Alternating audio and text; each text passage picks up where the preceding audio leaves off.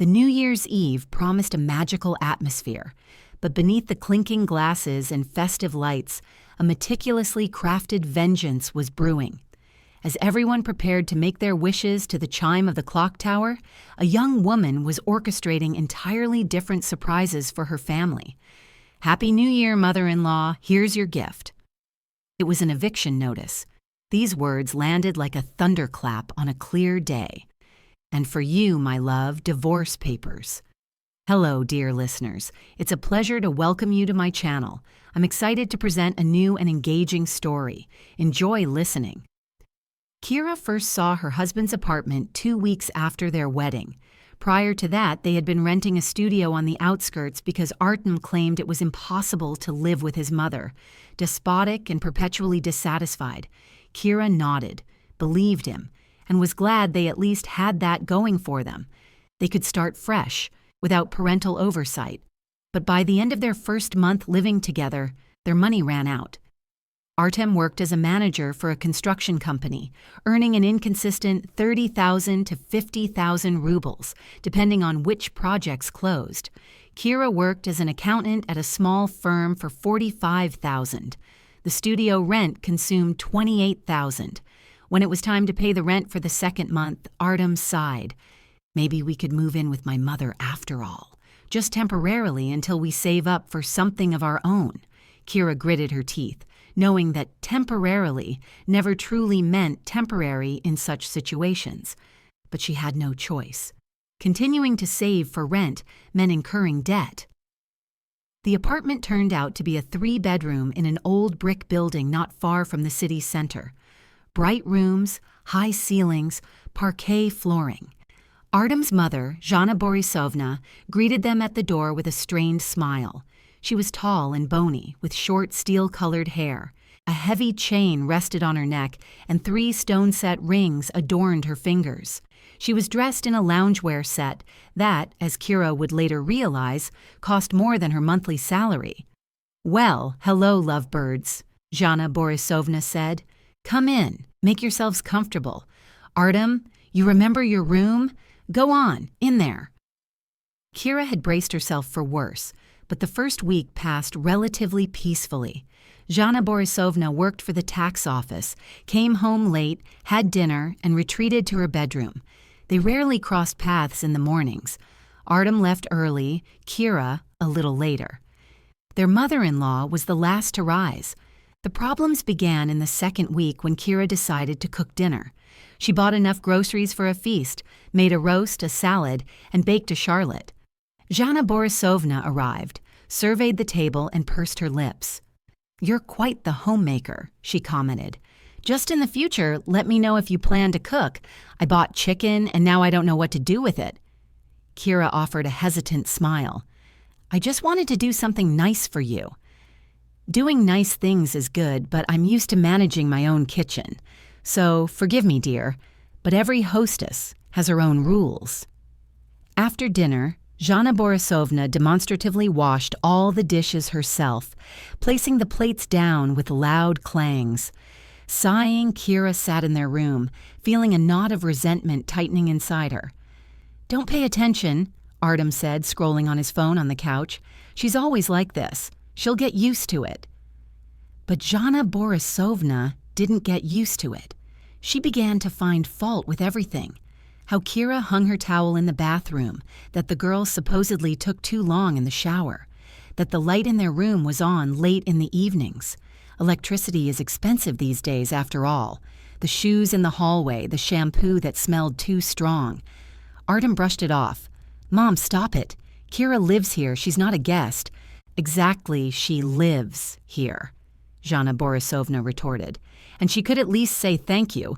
Or do you think it's normal to just move into someone else's apartment like that?"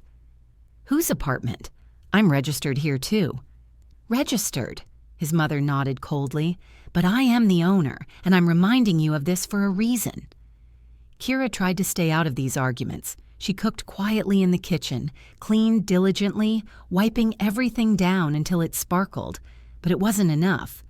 Zhana Borisovna seemed to be actively seeking reasons for dissatisfaction. One day, she threw a tantrum because Kira had washed her underwear with the towels. "That's not how we do things in our family. Underwear is washed separately." "All right," Kira replied softly. "I won't do it again." "That's good. You need to understand from the very beginning who's in charge here." Artem remained silent. Then the issue with money arose. One breakfast, Jana Borisovna announced that since 3 people were now living in the apartment, the utility bills had increased, and it would be fair if the young couple contributed. "How much?" Kira asked. 10,000 rubles from each of you." Kira was taken aback. The utility bills for a 3-bedroom apartment, even in winter, didn't exceed 8,000 rubles. Where did 20,000 come from? "Mom, that's too much," Artem began, but Jana Borisovna interrupted him. "I've also included internet, television, the intercom, plus the building's repair fund, plus water and electricity. If you don't like it, find somewhere else to rent." They paid. After that, Kira had 20,000 rubles left. A week later, her mother-in-law asked for another 5,000, allegedly to call a plumber because the faucet in the bathroom was leaking. "It's because of you," she said meaningfully. "You turn it off too tightly." Kira paid again, even though they ended up fixing the faucet themselves, and Artem spent 300 rubles on parts. Jana Borisovna had a habit of shifting expenses. She would buy groceries and then loudly calculate in the kitchen how much of everything had been consumed, hinting that it would be nice to be reimbursed. Kira started buying food separately and hiding it in her room, but her mother-in-law wasn't happy about that either. "Why are you sneaking around with your bags like a mouse? Are we strangers here?" "I just don't want to burden you," Kira replied, a lump forming in her throat. "Oh, you don't want to? But my refrigerator, my stove, my dishes, and you're here like a tenant." Artem said nothing. He would come home from work exhausted, collapse on the couch, and watch TV shows. Kira tried to talk to him, but he brushed her off. "Later, Kira. I'm tired." She endured. She thought, just a little longer, a couple more months, and they would save enough to rent somewhere. But in November, Artem's salary was delayed, then delayed again. "The project fell through," he said. Kira believed him, though she had no way to verify it. All the money went towards utilities, food, and gas. Her 45,000 rubles vanished within 2 weeks, and Jana Borisovna continued to pressure her. She began complaining about her health and hinting that it would be nice if the young couple bought her medicine. Kira bought it. Her mother-in-law asked her to bring groceries from the market. "I don't have time, and you're home on the weekends." Kira brought them. One day, Jana Borisovna demanded that they pay for her taxi to the clinic because her back hurt. "I can't shake around in a bus." "Mom, you have a car," Artem said. "It's being repaired," his mother cut him off. The car was parked in the yard. By mid-December, Kira realized she couldn't take it anymore. She started looking for options. She rented a room on the far outskirts for 12,000 rubles a month. She decided she would move out alone, let Artem stay with his mother if it suited him so well. But when she hinted at this to him, he suddenly got scared. "Kira, are you serious? We're a family." "What family, Artem? You don't even stand up for me." "I try, but she's my mother. I can't kick her out." "And you can kick me out?" He remained silent. And in that silence, Kira understood the main thing. He would always choose his mother, because it was easier. That same evening, she went for a walk and accidentally met her neighbor from the landing, an elderly woman named Clara Mikhailovna. They got talking. The neighbor sighed. "I feel sorry for you, dear. Jana is quite something. She drove out Artem's first wife and the second one, too. You're the third." Kira was stunned. "What second?" Clara Mikhailovna snorted. "Oh, he didn't tell you. Of course not. Why would he? Artem was married twice. The first time at 23. They lasted 6 months. The second wife left after a year. Both ran away from Jana. She pressured them so much that the girls couldn't take it. And Artem never intervened. He's a mama's boy, dear. You should leave too before it's too late." Kira returned home and lay on the bed. Artem was asleep. She stared at the ceiling and thought, why endure? For what? The next day, she took a day off and went to her grandmother's. Her grandmother lived in the suburbs in a small private house. Her grandmother was strict but fair. Kira told her everything. Her grandmother listened in silence, then got up and took an old folder from the sideboard. "Your grandfather left me this house, but I want it to go to you. I've wanted to do the paperwork for a long time, but I never got around to it. Now's the perfect time." "Grandma, what are you saying?" Kira didn't understand. "I'm saying this house is yours. I'm gifting it to you. We'll go to a notary today and get everything done properly, and then you can decide what to do with it. Sell it and start a new life, or move in here, or rent it out. But you'll have a fallback, so no one can kick you out of other people's apartments anymore." Kira burst into tears. She hugged her grandmother and couldn't pull away. They went to the notary that same day. The process of formalizing the gift took a week. They needed to obtain her grandmother's consent at the notary, order a technical plan, and submit documents to the Rosriester. The house was old but sturdy. The plot was 600 square meters. Its market value was around 3 million rubles. For Kira, it was a fortune, but she had no intention of selling it. She decided to rent out the house. She found a young couple looking for housing away from the city and agreed on 25,000 rubles a month. It was a godsend. In parallel, Kira began saving. She stopped giving Jana Borisovna a single kopeck.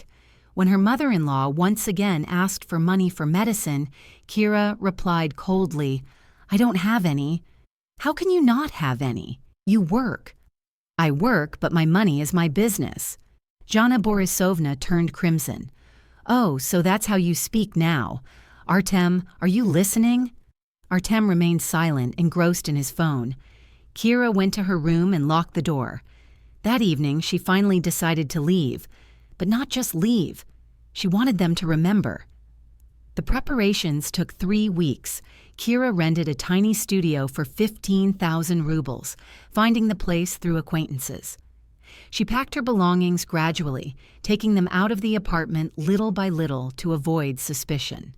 She found a lawyer, consulted about divorce, and learned that if there was no jointly acquired property and no children, the court date would be set a month after filing the application, and she would receive her divorce certificate another month later. Kira also learned something interesting.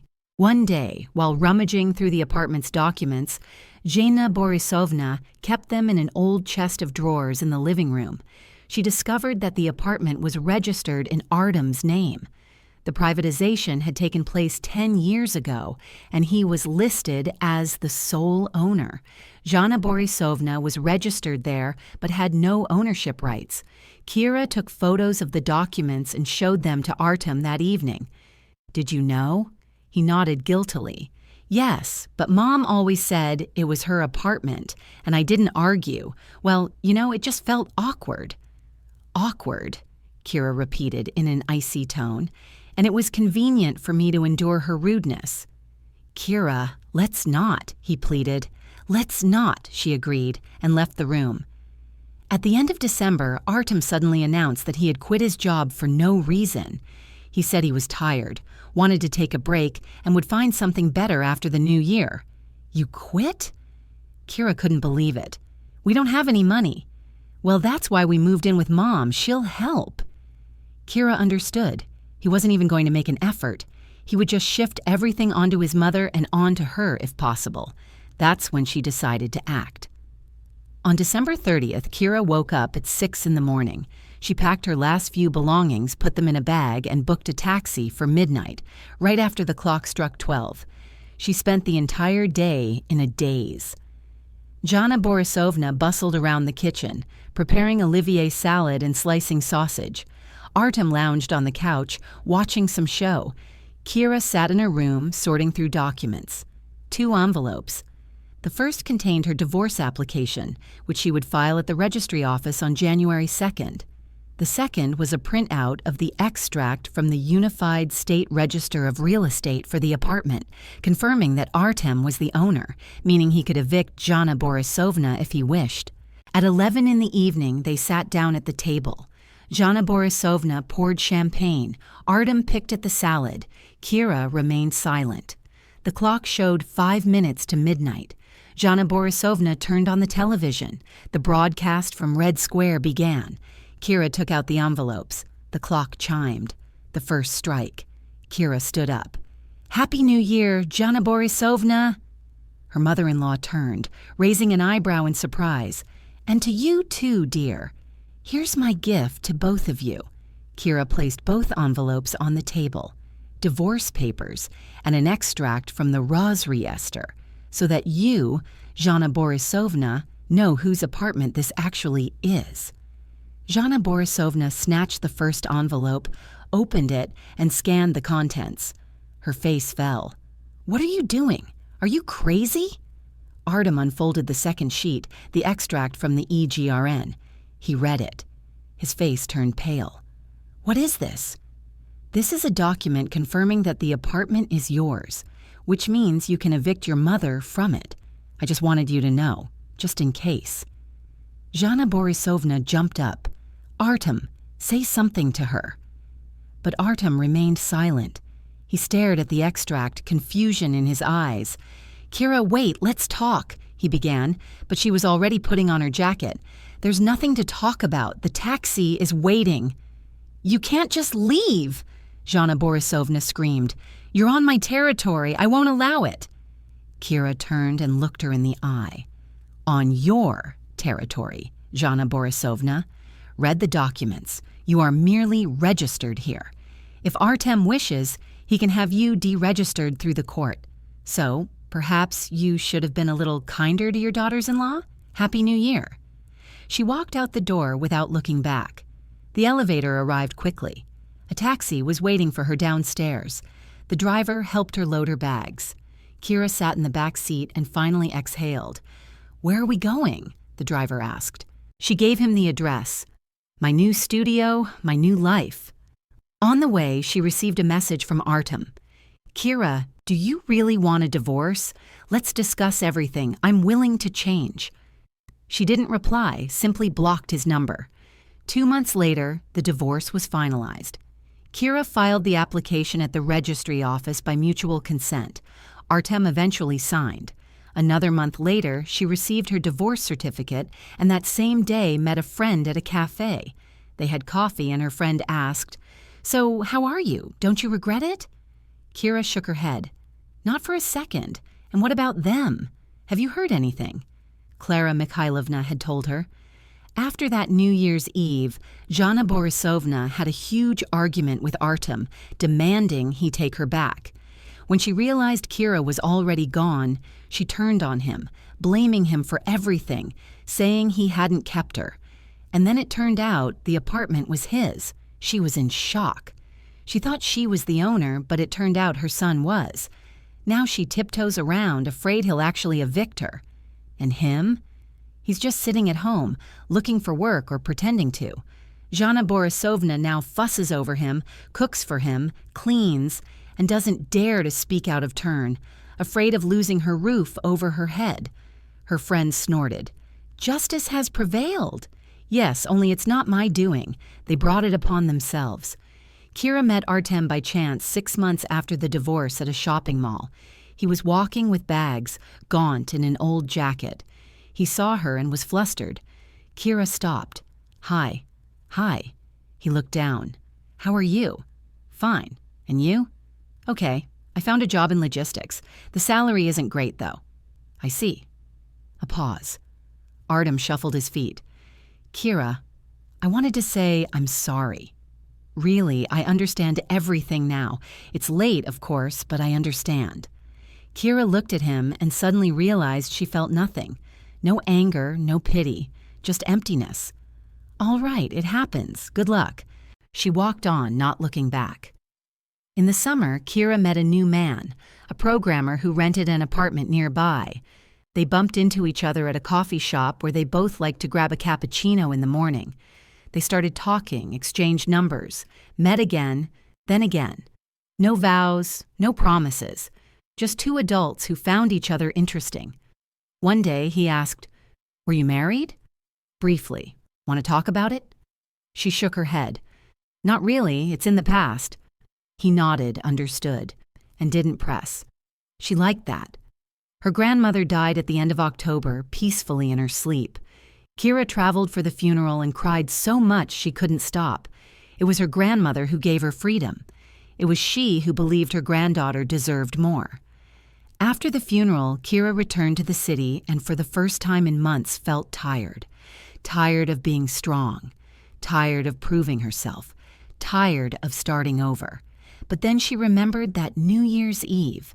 Jana Borisovna's face when she opened the envelope, Artem's face when he realized she wasn't joking, and how she walked out of that apartment without looking back. Kira took out her phone and texted her friend, "Let's meet tonight. I want to have a drink to celebrate that it's finally resolved." Her friend replied immediately, "Of course, I'm proud of you." Kira smiled and thought, "Yes, I'm proud of myself too." Another 6 months later, she sold her grandmother's house for 3 million rubles. This was enough for a down payment on a one-bedroom apartment in a new building, her own, completely her own. Friends came to the housewarming. The programmer also arrived with a bouquet and a bottle of wine. They sat on the floor, as there was still little furniture, laughing, drinking, and making plans. Towards morning, when the guests had left, Kira lay down on the new sofa. Tomorrow she would hang curtains. The day after tomorrow she would buy a table, small steps but forward. And before sleep she remembered Jana Borisovna shouting after her, "You'll regret this. You'll come crawling back on your knees." Kira chuckled in the darkness. No, she wouldn't.